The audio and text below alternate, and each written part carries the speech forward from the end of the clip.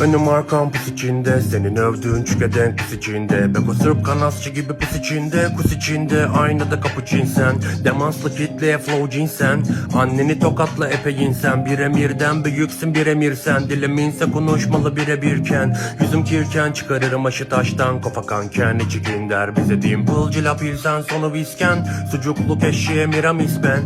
Bilakis rap muhalifken sen yalıyordun para kokan her bileğim. Moruk aklına kazıdıysan beni vurmayı gel kör bıçağını ben bileyim.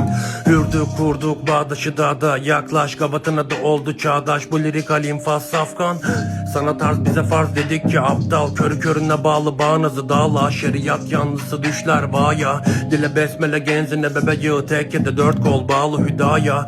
Düzen Asya bense hülagü, güftesi gübreli gürültü lale. Hakirin akile hamlesi nafile, hakimim iş değil arife tarife. Ne yapalım abisi çöktük o adiye. Faize vaize caize la diye girmeyin borzalı ardiye. Sen yine de ne tabi değil be komani.